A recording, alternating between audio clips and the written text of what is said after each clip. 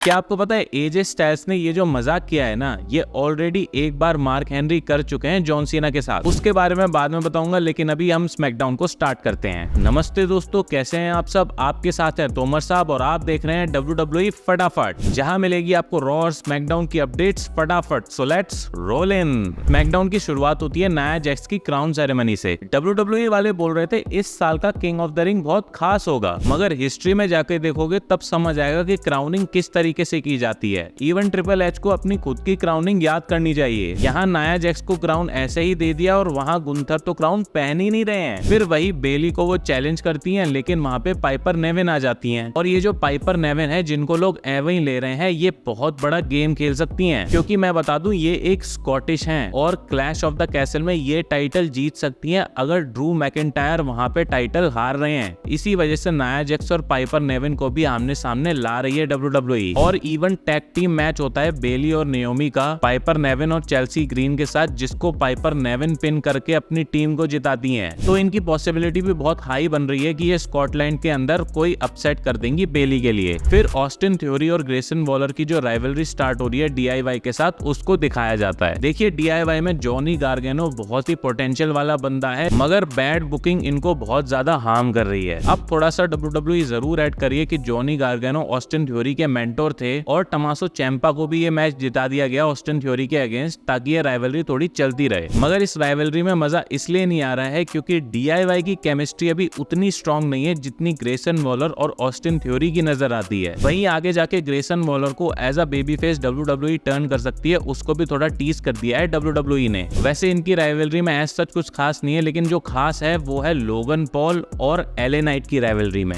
इनकी राइवलरी भी स्टार्ट कर दी गई है। LA नाइट गए थे निक के पास में ढूंढते हुए लोगन पॉल को, और अगर Logan Paul United states champion है तो भाई हर हफ्ते कम से कम शक्ल तो दिखा दो। और अगर शक्ल नहीं दिखा सकते, यूट्यूब से टाइम नहीं मिल रहा है, तो चुपचाप अपना टाइटल LA नाइट को दे दीजिए, क्योंकि ऑलरेडी कोई वर्क हॉर्स चैंपियन नहीं दिख रहा है सैमी ज़ेन के अलावा WWE में। और LA नाइट से यूनाइटेड स्टेट्स के लोगों को कुछ ज्यादा ही लगाव है। इतने टाइम से कुछ इतना खास किया नहीं है, लेकिन फिर भी लोग इतना अच्छा पॉप देते हैं उनको। वहीं एक मजेदार बेइज्जती कर देते हैं LA नाइट कार्मेलो हेस की। कार्मेलो बोलते हैं LA तुम्हारे साथ फाइट नहीं करेगा। फिर LA नाइट बोलते हैं तू क्या बोल रहा है, मैं खुद से खुद कैसे फाइट करूंगा बेवकूफ। तू ये बोल रहा है ना लोगन पॉल मेरे से फाइट नहीं करेगा, लाइन तो ढंग से बोल। यहाँ पे कार्मेलो हेस जो इतना ज्यादा शो ऑफ करते हैं, वो भी नर्वस होते नजर आए। देन आते हैं हम ब्लड लाइन की स्टोरी पे। पॉल सोलो को यही समझा रहे होते हैं कि भाई तेरा फोकस किस चीज पे है। रोमन की आंखें हमेशा टारगेट पे होती थी। फिर सोलो बोलते हैं कि हमारी आंखें भी कोडी रोड्स के ऊपर ऑलरेडी हैं। पॉल पूछते हैं हम मतलब कौन है हम। यहाँ पे मुझे लगता है कि WWE के अंदर जेकब फाटू की एक क्लासिक एंट्री को बनाया जा रहा है, जिसमें वो कोडी रोड्स के साथ में भिड़ सकते हैं। कोडी वर्सेस रैंडी, कोडी वर्सेस AJ,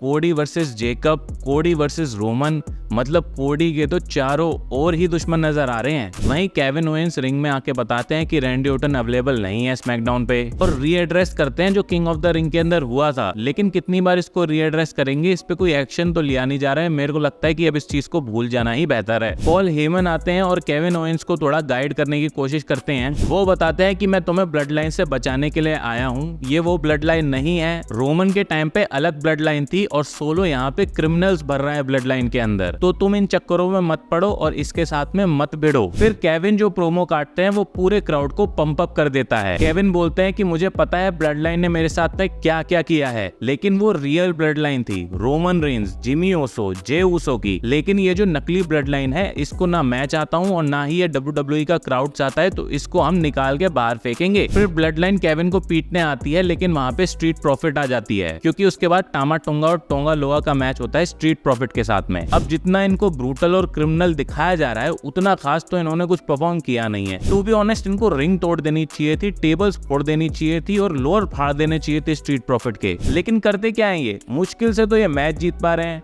तो फिर ये कहाँ के क्रिमिनल हुए। ब्रॉन ब्रेकर जैसा दिखाओ, कुछ तबाही मचाओ। और टामा टोंगा को तो भेड़िया बनाया जा रहा था, अब वापस से उनको नॉर्मल बना दिया। मुझे लगता है कि इस वाली ब्लड लाइन को भी थोड़ा सा ब्रूटल दिखाना जरूरी है, क्योंकि अगर रोमन रेंस आ गए तो उनके सामने अभी तो ये बहुत ही पिद्दी से लगेंगे। वहीं पूरे स्मैकडाउन के अंदर AJ स्टाइल्स की विदाई की बात चल रही होती है। इवन बैक स्टेज पे LA नाइट भी AJ स्टाइल्स से बोल देते हैं कि भाई रिस्पेक्ट है तेरी। मुझे तो स्टार्टिंग से पता था कि इस चीज में कुछ ना कुछ झोल जरूर है, लेकिन मुझे लगा था कि AJ स्टाइल्स का यहाँ से से फेस टर्न हो सकता है, मगर नहीं, ये कोडी रोड्स के साथ में उनका फिर से फ्यूड कर दिया गया है। और ये जो पूरा सेगमेंट हुआ है ना, ये एज इट इज पहले एक बार मार्क हेनरी और जॉन सीना के बीच में हो रखा है। मतलब स्क्रिप्ट राइटर्स को भी कोई वैल्यू नहीं है ये अनडिस्प्यूटेड WWE चैंपियनशिप की सेम स्क्रिप्ट उठा के यहाँ पे डाल दी। लेकिन प्रॉब्लम ये नहीं है, प्रॉब्लम ये है कि स्टिल कोडी रोड्स को कोई बड़ी या इंपॉर्टेंट स्टोरी लाइन नहीं दी गई है और चैंपियनशिप की ऐसी बेइज्जती की चैंपियनशिप ही नहीं लेके आए कोडी रोड्स। हो सकता है ये छोटा फ्यूड इसलिए WWE करा रही है ताकि money in the bank paper view में money in the bank briefcase को एजे स्टाइल्स जीत सकें और फिर किसी मोमेंट पे जाके कोडी रोड्स पे वो कैश इन करके इस पूरी चीज का बदला लेंगे। और अगर WWE ये नहीं कर रही है ना, तो करियर वर्सेस टाइटल का मैच रखो और एजे स्टाइल्स को यहाँ पे ही निपटा दो।